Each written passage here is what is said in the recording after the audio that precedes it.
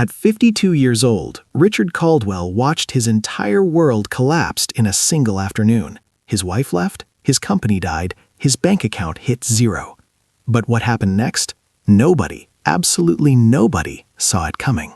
Before we dive into this unbelievable true story, if you believe in second chances and stories that touch the soul, hit that subscribe button for the soul stories and turn on notifications. You don't want to miss what Richard did next. Now, let's begin. Richard Caldwell was born in 1970 in a small, forgettable town called Granton, Wisconsin. His father, Earl, worked at a paper mill for 37 years without ever missing a single day. His mother, Doris, was a school cafeteria worker who smelled like cinnamon rolls and industrial soap every evening when she came home. They weren't poor, but they weren't comfortable either. Richard grew up wearing his older cousin's hand-me-down clothes and eating government cheese sandwiches for lunch. He never complained, though. In Granton, everybody lived the same way. Nobody dreamed too big because dreaming felt like a luxury that working-class families simply could not afford. Richard accepted this reality early. He learned to keep his head down and his expectations even lower. School was unremarkable for Richard. He earned average grades, sat in the middle row, and never raised his hand in class. His teachers described him as quiet and well-behaved on every report card. He wasn't bullied, but he wasn't popular either. He existed in that invisible middle ground, where nobody noticed him and nobody remembered his name at reunions. The only thing Richard truly enjoyed was drawing. He would fill notebook after notebook with sketches of buildings, tall buildings, impossible buildings, buildings that could never exist in a town like Granton. His father once found these notebooks and told him firmly that drawing buildings was not a job. Richard closed the notebook that night. He did not open it again for 23 years. After graduating high school in 1988, Richard did exactly what every young man in Granton did. He applied at the paper mill. He got hired on a Tuesday. He started on a Thursday. The work was loud, repetitive, and soul-crushing. Every morning at 5:15, Richard would stand at the same machine, feeding the same rolls of paper through the same mechanical teeth. The smell of bleach and wet pulp soaked into his skin so deeply that no amount of showering could remove it. His coworkers talked about football, fishing, and beer. Richard nodded along, but inside his mind he was still drawing those impossible buildings. He just never told anyone. Some dreams are too fragile to speak out loud in places that don't believe in them. In 1992, Richard met a woman named Sharon at a 4th of July barbecue. She was from the next town over, Marshfield, and she had a laugh that sounded like wind chimes on a summer porch. Sharon worked as a dental hygienist. She was practical, organized, and she made Richard feel like he was enough, just the way he was. They started dating in July and were married by December. The wedding was small, 43 guests, a church reception with sheet cake and fruit punch. Richard's father gave a toast that lasted 11 seconds. Treat her right, work hard, don't complain. That was it. Richard followed that advice religiously for the next 22 years. He treated Sharon right, he worked hard, and he never, ever complained. Not once. The years moved slowly in Granton. Richard and Sharon bought a small 3-bedroom house on Maple Drive for $68,000. They had 2 children, a son named Tyler in 1994 and a daughter named Emma in 1997. Life was predictable. Mornings were coffee and cereal. Evenings were television and silence. Weekends were yard work and grocery shopping. Richard climbed the ladder at the paper mill slowly, eventually becoming a floor supervisor by 2003. He earned $47,000 a year, which felt like a fortune in Granton. Sharon kept the house spotless and the bills paid on time. From the outside, they looked like the definition of the American middle-class family. But from the inside, something was quietly dying. Richard felt it every single day, but couldn't name it. The feeling that something was wrong grew like a slow leak in a basement wall. Richard couldn't point to any specific problem. Sharon was a good wife. His children were healthy. His job was stable. But every morning, when the alarm rang at 4:45, Richard felt a heaviness in his chest that had nothing to do with his heart. It was deeper than that. It was the weight of a life unlived. He started having trouble sleeping. He would lie awake at 2 in the morning, staring at the ceiling, thinking about those notebooks full of impossible buildings. He wondered what would have happened if he had taken a different path, but he always stopped himself. Wondering felt dangerous. Wondering felt ungrateful. So he pushed the thoughts down and went back to the paper mill every single morning, like clockwork. By 2010, the paper industry was changing. Demand was dropping. Digital media was replacing print. The Granton mill started cutting shifts. Richard watched coworkers he had known for 20 years get laid off one by one. The fear in the break room was thick enough to taste. Richard survived the first round of layoffs, and the second, and the third. But each time, the remaining workers absorbed more responsibilities for the same pay. Richard was now doing the work of 3 men. He came home exhausted, ate dinner in silence, and fell asleep in his recliner before 8 o'clock. Sharon started spending more time on her phone, texting someone Richard didn't ask about. Tyler, now 16, barely spoke to him. Emma, 13, was becoming a stranger. The family was physically together, but emotionally scattered across different worlds. In 2012, the Granton paper mill announced it was closing permanently. 312 people lost their jobs, including Richard. The last day was a Friday in November. There was no ceremony, no thank you speech, no gold watch. Just a final paycheck and a handshake from a regional manager who couldn't remember Richard's name. Richard drove home that evening with the windows down despite the cold. He sat in his driveway for 45 minutes before going inside. When he finally walked through the door, Sharon was sitting at the kitchen table with a look on her face that Richard had never seen before. It wasn't sadness. It wasn't anger. It was resignation. She said 4 words that changed everything. "We need to talk." Richard sat down slowly, knowing that whatever came next would not be gentle. Sharon told Richard that she had been unhappy for years.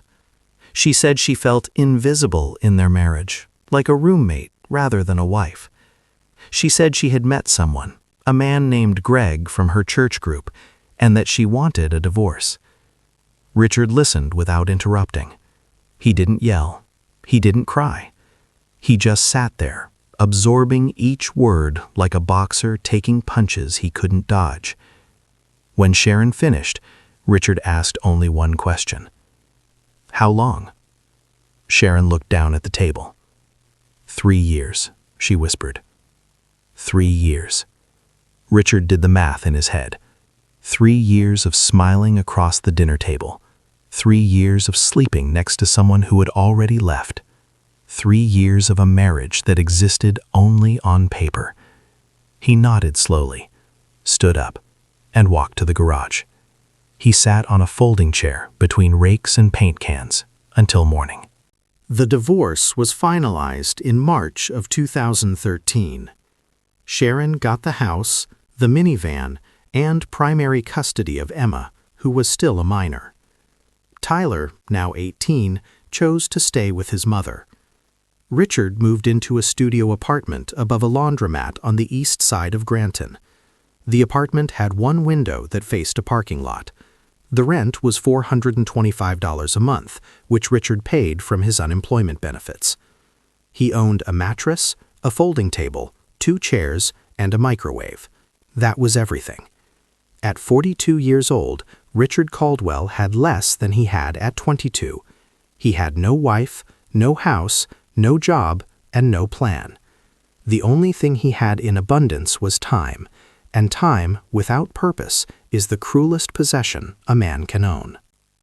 Richard spent the next 3 years in a fog. He collected unemployment until it ran out, then worked a series of temporary jobs: warehouse picker, night janitor, gas station cashier. Each job paid just enough to cover rent and ramen noodles. He gained 30 pounds. He stopped shaving regularly. He stopped calling his children because the conversations were awkward and painful. Tyler was in community college and rarely returned his texts. Emma sent him a birthday card once with a gift card to Subway inside. Richard cried when he opened it, not because of the gift card, but because Emma had signed it from Emma instead of Love Emma. That missing word felt like a canyon. Richard ate at Subway that night alone, using the gift card to buy a foot-long turkey sub he could barely taste through the grief. By 2016, Richard was 46 years old and working as an overnight stalker at a Walmart in Marshfield, 20 minutes from Granton. He moved boxes from midnight to 8 in the morning, 5 nights a week. The work was physical and mindless, which suited Richard fine. Thinking had become his enemy. During breaks, he sat alone in the parking lot, drinking vending machine coffee and watching the sunrise. He had no friends. His parents had both passed, his father from a heart attack in 2008, and his mother from cancer in 2014. He had a brother in Oregon who called on Christmas. That was the entirety of Richard's social world. A brother who called once a year, and 2 children who were becoming memories. He existed, but he was not living. There is a vast, terrible difference. The turning point, though Richard didn't recognize it at the time, came on an ordinary Wednesday in September of 2018. Richard was 48. He was stocking shelves in the home improvement aisle when he noticed a display of architectural magazines. One cover showed a modern house built into the side of a cliff in California. Something inside Richard shifted. It was small, barely noticeable, like a pilot light flickering back on after years of darkness. He picked up the magazine during his break and flipped through it slowly. The buildings inside were extraordinary. Glass walls, floating staircases, rooftops covered with gardens. Richard's hands began to tremble, not from fear, but from recognition. He recognized himself in those pages. The boy who drew impossible buildings in spiral notebooks was still alive inside the man who stocked shelves at midnight. Richard bought that magazine for $6.99. He brought it home to his studio apartment and read it cover to cover 3 times. Then he did something he hadn't done in over 2 decades. He picked up a pencil and drew. The first sketch was terrible. Shaky lines, bad proportions, amateur perspective. But the second one was slightly better. And a third was better still. By the end of that week, Richard had filled 40 pages of a dollar store sketchbook with building designs. They weren't masterpieces, but they were his. For the first time in years, Richard felt something other than numbness. He felt alive. He stayed up until noon drawing after his overnight shifts, sleeping only 4 hours before doing it again. The apartment that had felt like a prison now felt like a studio. Same walls, same window, different man inside. Richard's newfound obsession with architecture led him to the Marshfield Public Library, where he discovered something that changed his trajectory entirely: free online courses. The library had computers with internet access, and Richard started spending every afternoon there after his overnight shifts. He found free architecture and design courses on platforms like Coursera and Khan Academy. He learned about structural engineering, drafting software, design principles, and urban planning. He watched hundreds of hours of lectures from professors at MIT, Harvard, and Yale. Richard, who had never set foot in a college classroom, was getting an Ivy League education from a plastic chair in a Wisconsin public library. The librarian, a woman named Margaret, noticed him coming every day and started saving his favorite computer near the window. She never asked questions. She just smiled and let him learn. For the next year, Richard lived a double life. By night, he was a Walmart shelf stalker, invisible, unremarkable, forgettable. By day, he was a student, hungry, curious, and increasingly skilled. He taught himself AutoCAD, a professional drafting software, using free tutorials on YouTube. His first digital design took him 14 hours to complete. It was a small, modern cabin with floor-to-ceiling windows and a green roof. It wasn't perfect, but it was competent. Richard stared at it on the library computer screen for a long time. He had created something from nothing. He had pulled an idea from his imagination and given it shape, dimension, and structure. That feeling, the feeling of creation, was more powerful than any paycheck, any compliment, any promotion he had ever received at the paper mill. Richard was 50 years old, and he had finally found his purpose. Before we continue, I want to ask you something personal. Have you ever felt like you discovered your true passion too late in life? Or do you believe it's never too late? Drop your answer in the comments below. I read every single one, and your story might inspire someone else watching right now. Now let's get back to Richard. In 2019, Richard made a decision that terrified him. He decided to start a small design business. Not a full architectural firm, he didn't have the credentials for that, but a design consultation service for homeowners who wanted to renovate or build small structures. He called it Caldwell Designs. His startup costs were almost nothing. He created a simple website using a free template. He printed 50 business cards at the library for $12, and he posted his designs on social media platforms he barely understood. For the first 3 months, nothing happened. Not a single call. Not one email. Not even a spam inquiry. Richard questioned everything during those months. Was he foolish? Was he delusional? Was a 50-year-old Walmart worker really trying to compete in the design world?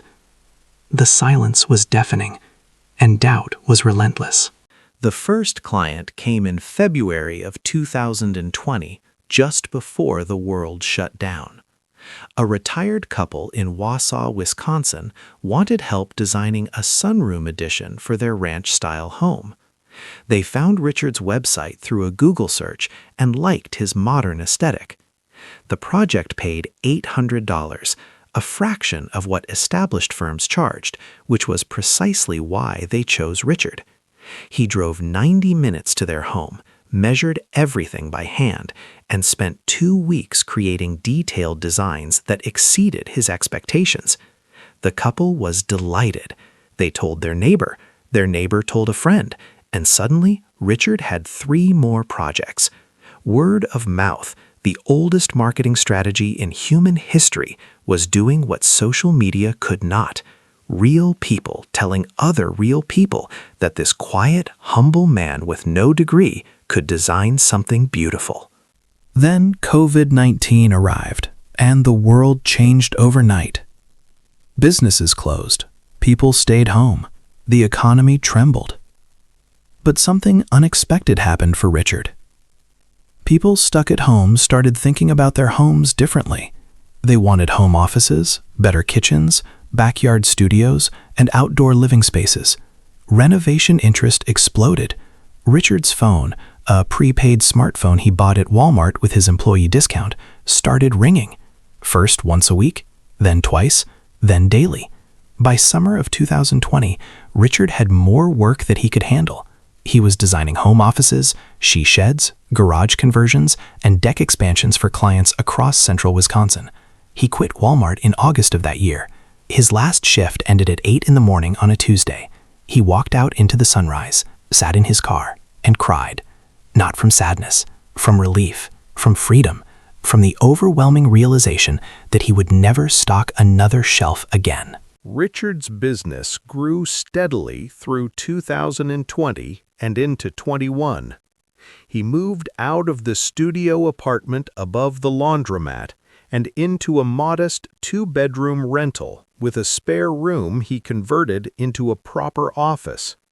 He bought a real desk, a professional monitor, and legitimate software licenses. He was earning between $4,000 and $6,000 a month. Not wealthy by any measure, but more than he had ever earned at the paper mill or Walmart. More importantly, he was earning it doing something he loved. Every morning, Richard woke up excited. Not anxious, not numb, excited. He would make coffee, sit at his desk, and create. He designed a tiny house for a young couple, a meditation pavilion for a yoga instructor, a tree house for a grandmother who wanted her grandchildren to have what she never had. Each project meant something because each client had a story. In the fall of 2021, something happened that Richard never expected. A local newspaper, the Wausau Daily Herald, ran a small feature about him in their Second Acts column. The article was titled, "From Factory Floor to Dream Designer, One Man's Late Life Reinvention." It was only 600 words. It ran on page 7. But someone shared it on Facebook, and it went moderately viral in Wisconsin. Within a week, Richard received over 200 emails. Some were potential clients. Some were fellow late bloomers sharing their own stories. And some were people simply saying thank you. Thank you for proving that 50 isn't too late, that failure isn't final, that a man can rebuild his life from a mattress on the floor of an apartment above a laundromat. Richard responded to every single email. Every one. It took him 11 days. The newspaper article caught the attention of someone important, Professor David Chen from the University of Wisconsin-Milwaukee's School of Architecture. Professor Chen was fascinated by Richard's story and reached out via email. He invited Richard to give a guest lecture to his undergraduate students about self-taught design and non-traditional career paths. Richard was terrified. He had never spoken publicly. He had never stood in front of a college classroom. He almost declined. But something inside him, maybe the same pilot light that flickered on in the Walmart aisle, told him to say yes. Richard drove 3 hours to Milwaukee on a rainy Thursday morning. He wore his only suit, which he had bought at Goodwill for $19. His hands shook the entire drive. He had prepared 12 pages of notes, but when he stood in front of those students, he set the notes aside and simply told the truth. Richard told the students about Granton, about the paper mill, about the notebooks full of impossible buildings that his father told him to close, about Sharon and the divorce, about the apartment above the laundromat, about the night he ate alone at Subway with his daughter's birthday card, about the architectural magazine in the Walmart aisle, about the library computer and Margaret the librarian. He spoke for 47 minutes without stopping. When he finished, the room was completely silent for about 5 seconds. Then one student in the back row started clapping. Then another. Then the entire room erupted in a standing ovation. 20-year-old architecture students, kids with their whole lives ahead of them, were standing and applauding a 51-year-old self-taught designer who had never earned a single college credit. Professor Chen later told Richard it was the most impactful guest lecture in his 20-year teaching career. That lecture changed Richard's trajectory in ways he couldn't have predicted. One of the students in the audience, a senior named Jessica Tran, was so moved that she emailed Richard the next day and asked if she could intern with him after graduation. Richard laughed when he read the email. An intern? He was a one-man operation working from a spare bedroom. But Jessica was persistent. She showed up in Granton 2 months later with a laptop, a portfolio, and an enthusiasm that reminded Richard of himself at the library computers. Jessica brought skills Richard lacked: social media expertise, modern rendering software, and a network of young professionals eager to collaborate. Within 3 months, Caldwell Designs had a real Instagram presence, a professional portfolio website, and projects coming in from across the entire state. Richard and Jessica made an unlikely team: a 51-year-old self-taught dreamer and a 22-year-old architecture graduate. Together, they were unstoppable. 2022 was the year everything accelerated. Richard was 52, the age mentioned in the title of this story, and this was the year he truly lost the last remnants of his old life and began building the one he always wanted. In January, the landlord sold the rental house Richard was living in. He had 30 days to move. In February, his car, a 2006 Honda Civic with 237,000 miles, finally died in a grocery store parking lot. In March, his brother in Oregon passed away unexpectedly from a stroke. 3 losses in 3 months. Richard was once again standing in the wreckage. But this time, something was fundamentally different. This time, Richard had a purpose, a partner in Jessica, and a growing list of clients who believed in his vision. This time, the wreckage was not the end. It was raw material. Richard made a decision that everyone around him called crazy. Instead of finding another rental, he decided to design and build his own home. Not a mansion, not a showpiece. A small, efficient, beautiful structure that embodied everything he had learned and everything he believed about architecture. He found a half-acre lot on the outskirts of Wausau that was selling for $11,000 because it was oddly shaped and bordered a railroad track. Nobody wanted it. Richard bought it with money he had saved from client projects. He designed a 900-square-foot modern home with large, south-facing windows for passive solar heating, a living roof covered in native Wisconsin plants, and an open floor plan that made the small space feel generous. Jessica helped him refine the digital renderings. When Richard posted the designs on Instagram, the response was immediate and overwhelming. People loved it. Magazines noticed. Everything was about to change. Dwell magazine, one of the most respected architecture and design publications in America, contacted Richard in April of 2022. They wanted to feature his self-designed home project in their Small Spaces issue. Richard read the email 4 times before he believed it was real.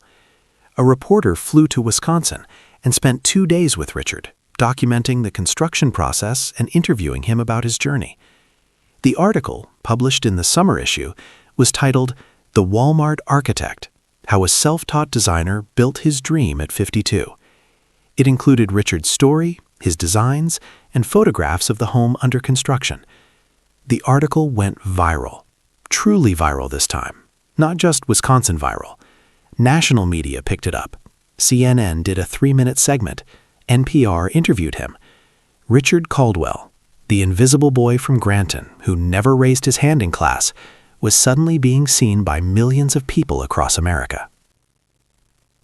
The media attention brought opportunities Richard had never imagined. Architecture firms offered him jobs. Universities invited him to speak. A literary agent in New York contacted him about writing a book. A production company in Los Angeles emailed about documentary rights. Richard was overwhelmed. He was still the same quiet man from Granton who preferred drawing to talking.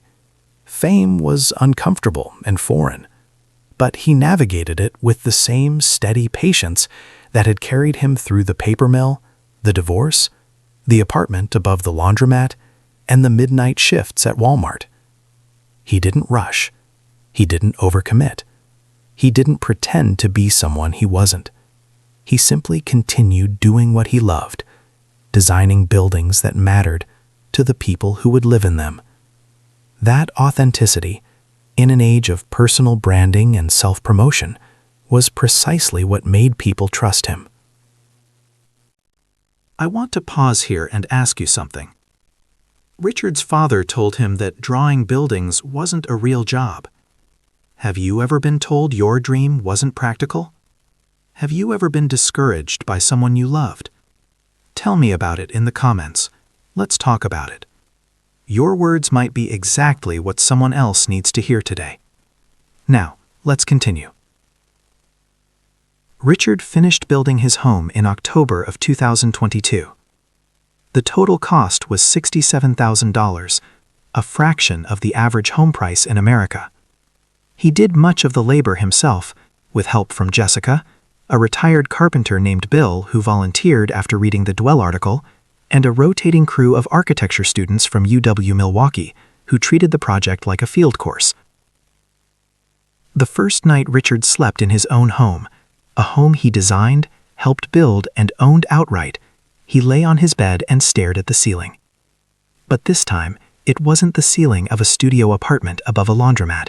It was the ceiling of his own creation. Rain tapped gently on the living roof above him, muffled by layers of soil and native grasses. Richard didn't cry that night. He smiled, and he slept deeper than he had in years. With his home complete and his story in the national spotlight, Richard's business transformed. Caldwell Designs was no longer a one-man operation working from a spare bedroom. He rented a small office space in downtown Wausau, a converted storefront with exposed brick and large front windows. Jessica came on full-time as his design partner. They hired a part-time office manager named Ruth, a 63-year-old retired teacher who handled scheduling, billing, and client communications with military precision. Richard also brought on 2 recent architecture graduates as junior designers. The team was small but mighty. They specialized in sustainable, affordable residential design, homes for real people with real budgets, not luxury mansions for millionaires. Homes for teachers, nurses, retirees, and young families. Richard knew what it felt like to be overlooked by an industry that worshipped excess. He built his firm for the overlooked. In early 2023, Richard received a phone call that brought his past and present crashing together. It was Tyler, his son, now 28 years old. They hadn't spoken in over a year. Tyler's voice was shaking. He said he had seen the CNN segment about his father. He said he had read the Dwell article. He said he didn't know. He didn't know his father had dreams. He didn't know about the notebooks or the buildings or the years of silent longing. "Why didn't you ever tell us, Dad?" Tyler asked. Richard was quiet for a long time. Then he said, "Because I didn't think anyone would listen." That sentence, 7 simple words, cracked open 28 years of distance between a father and his son. Tyler drove to Wausau that weekend. They sat in Richard's self-built home and talked for 6 hours straight. It was the longest conversation they had ever had. Tyler's visit was followed by a call from Emma, now 25 and living in Minneapolis. She was working as a graphic designer, a creative career that Richard realized with a pang she might have inherited from him. Emma was more cautious than Tyler. The hurt ran deeper for her. She had been younger during the divorce, more confused, more caught in the middle. Their first conversation was brief and careful, like 2 people walking across thin ice. But Emma agreed to visit the following month. When she arrived, Richard showed her his office, his home, his designs. Emma was quiet as she looked through his portfolio. Then she stopped at one page. A sketch of a small cottage with a round window and a flower box. It was the same design Richard had drawn in his notebook when Emma was 5 years old. He had drawn it for her. A little house for his little girl. Emma recognized it somehow. She touched the page and started to cry. Rebuilding relationships with his children was not instant or easy. There were awkward silences, unresolved resentments, and years of absence that couldn't be erased with a single visit. Tyler struggled with the fact that his father had seemingly become a different person, or rather had finally become the person he always was. Emma struggled with feelings of abandonment, even though the divorce had been Sharon's initiation. Richard didn't defend himself. He didn't make excuses. He simply showed up. He called every Sunday. He texted on random Tuesdays just to say he was thinking of them. He sent hand-drawn birthday cards with little sketches of buildings in the margins. Slowly, painfully, beautifully, the relationships healed. Not perfectly, not completely, but enough. Enough to feel like a family again. Enough to sit at the same Thanksgiving table without pretending. Enough to mean it when they said, "I love you." By mid-2023, Caldwell Designs had completed over 70 residential projects across Wisconsin, Minnesota, and Michigan. Richard's specialty, sustainable, affordable homes, was in growing demand as housing costs skyrocketed nationwide. He developed a signature style that architectural critics began calling Heartland Modern. Clean lines, natural materials, energy-efficient features, and a deep respect for the landscape. His designs didn't try to dominate their surroundings. They tried to belong. A cabin he designed on the shore of Lake Superior was featured in Architectural Digest. A community of 8 tiny homes he designed for a veterans organization in Green Bay won a regional design award. Each project carried Richard's philosophy. Good design should not be a privilege reserved for the wealthy. Beauty and function should be accessible to everyone. Every nail, every beam, every window was placed with intention and care and quiet, unwavering love. In September of 2023, Richard was invited to speak at the National Association of Home Builders Conference in Las Vegas. This was not a college classroom. This was the biggest stage in American residential construction. 2,000 attendees, industry leaders, television cameras. Richard almost said no. The boy from Granton who never raised his hand was being asked to address an auditorium the size of a football field. But Jessica convinced him. "These people need to hear your story," she said. "Not because it's inspiring, because it's true." Richard flew to Las Vegas, his first time on an airplane since a family trip to Orlando in 2001. He wore the same Goodwill suit, now slightly better fitting thanks to the 30 pounds he had lost through daily walks around his property. He stood at the podium, looked out at 2,000 faces, took a deep breath, and began.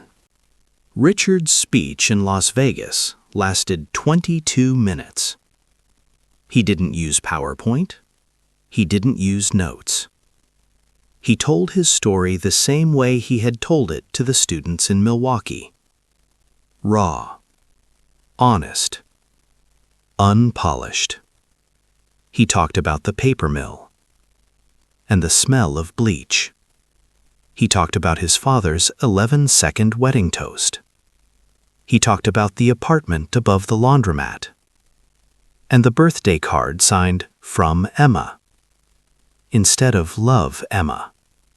He talked about the architectural magazine in the Walmart aisle and the library computer and Margaret the librarian who saved his favorite seat by the window. When he finished, the applause lasted over a minute. Afterward, A line of people formed to shake his hand. Contractors, architects, developers, students. They all wanted to tell him the same thing. I needed to hear that. Richard shook every hand. He looked every person in the eye. He had learned that being seen was not something to fear. It was something to offer.